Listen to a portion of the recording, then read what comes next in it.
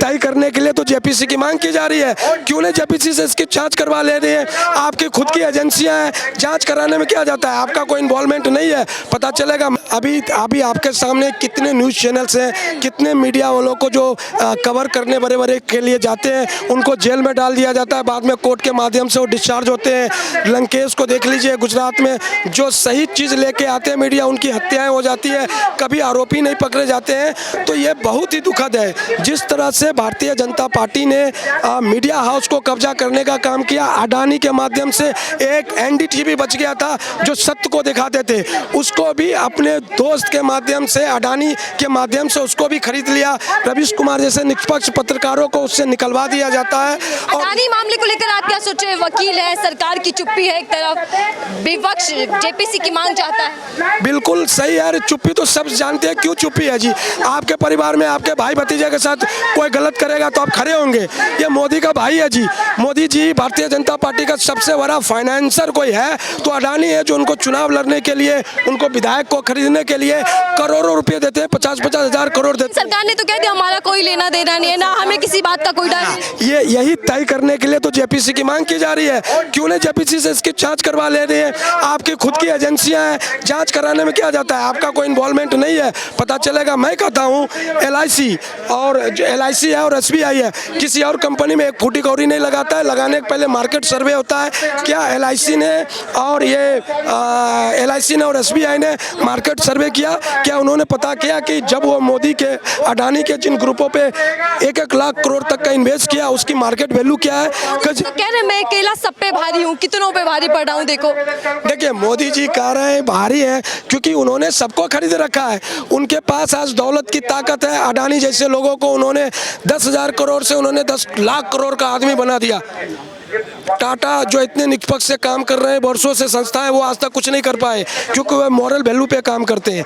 अडानी के पूंजी में यदि आप उछाल देखें तो कोई भी व्यक्ति समझ सकता है कि कोई भी इंसान अच्छी नीयत से, अच्छी तरीके से कभी भी बिजनेस में इतना रेज नहीं कर सकता। इतने कम समय में 10 लाख करोड़ का आदमी नहीं बन सकता है।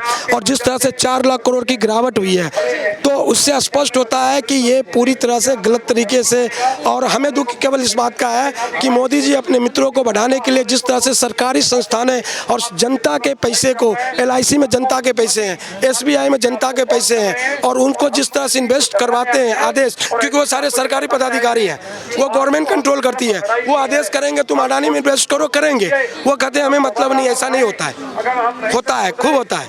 तो वो आदेश देते हैं ऊपर से इनडायरेक्ट वे में वो इन्वेस्टमेंट। केजरीवाल कह रहे कि जो सरकार के खिलाफ बोलता है, जो सरकार को उसका आईना दिखा देता है, तो ईडी, सीबीआई पहुंच जाती है, आईटी पहुंच जाते हैं। बिल्कुल सही बात है। और छोड़ दीजिए, वो तो अपोजिशन के साथ हमेशा सरकारें ऐसी करती रही है, सीबीआई, ईडी।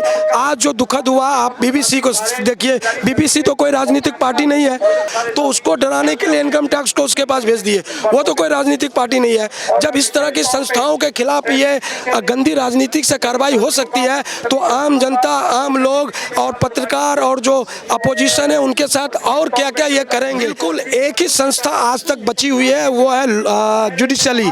लेकिन मैं बताऊं कि ये प्रेजेंट सरकार इस जुडिशरी को भी बर्बाद करने पे लगी हुई है। अभी देखिए जस्टिस नजीर को गवर्नर बना दिया, उससे पहले हमारे चीफ जस्टिस रंजन गोगोई को राज्यसभा भेज दिया, और ऐसे कई जजों के मैं नाम आपको बता सकता हूं जो भारत तो लोकतांत्रिक क्या बताता हूं, जो भारतीय लोकतंत्र और भारतीय जुडिशरी के लिए खतरा है। और ये भी चला गया तो देश का क्या होगा कोई नहीं जानता। लेकिन अमित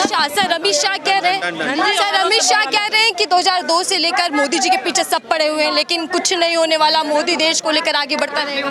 देखिए देश तो आगे बढ़ ही नहीं रहा है। आप देश के आंकड़ों को उठाइए, पिछले 8 सालों में इतनी महंगाई बढ़ी है, मुंह तोड़। कैसे देश बढ़ गया? देश के ऊपर कर्जे बढ़ गए, देश में महंगाई बढ़ गई, एक सामान दिल्ली चावल से लेके गैस के महंगाई के दाम बढ़ गए, बेरोजगारी बढ़ गई। जो इन्होंने कहा था 2 करोड़ हर साल देंगे, पूरे आंकड़े 20 करोड़ लोगों का जब पार्लियामेंट में कहा गया कि 20 20 करोड़ जो आवेदन आए उसमें 8 लाख लोगों को नौकरियां मिली। तो बेरोजगारी बढ़ रही है, महंगाई बढ़ रही है, क्या बोलते हैं ना, किसानों की लोन बढ़ रहे हैं, देश के ऊपर लोन बढ़ रहे हैं। तो किसको लेके आगे बढ़ रहे हैं? क्या बढ़ रहा है देश के अंदर? केवल यही बढ़ रहा है। और भारतीय जनता पार्टी बढ़ रही है, और भारतीय जनता पार्टी उसका कोष बढ़ रहा है। अडानी जैसे लोग बढ़ रहे हैं जो उनको साथ देते हैं, और देश की आम जनता नहीं बढ़ रही है। देश की आम जनता गरीब थी और गरीब रही है।